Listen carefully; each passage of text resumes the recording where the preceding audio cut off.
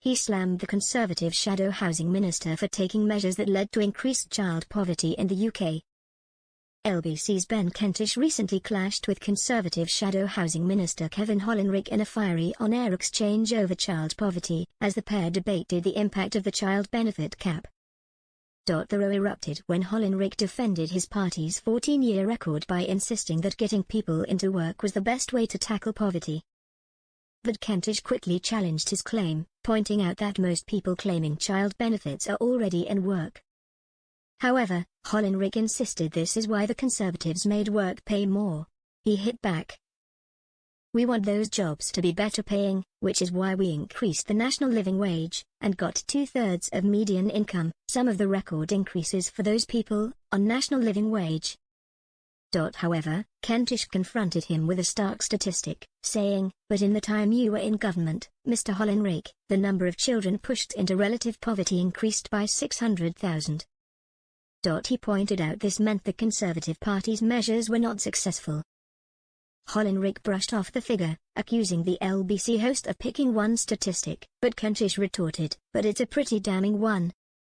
You pushed 600,000 more children into poverty over 14 years. The MP attempted to shift the focus to absolute poverty, calling it a more accurate measure, but Kentish replied, "There's 4 measures for child poverty. 3 of them show that it went up under the Conservatives." Hollinrake argued that the government had brought 4.2 million more people into work and cut unemployment by 1.2 million during their time in office. "What's happened since Labour took over?" he asked. 150,000 fewer people in work. Kentish pointed out the contradictions in his argument, saying, "You're saying we put wages up, we got more people into work, and that's the best way to lift child poverty. But I'm pointing out that at the same time, 600,000 more children were pushed into poverty. So it's not just about work." This exchange comes as there has been a renewed political focus on child poverty, as Labour's government-backed Child Poverty Task Force are reportedly considering bringing back the flagship Labour Sure Start Early Years programme, which was dismantled under the Conservative-led coalition government. Senior ministers such as Rachel Reeves and Bridget Phillipson have previously praised Sure Start. But one government source hinted that there are concerns about the cost of reintroducing it, telling The Guardian it wouldn't be an easy thing to do.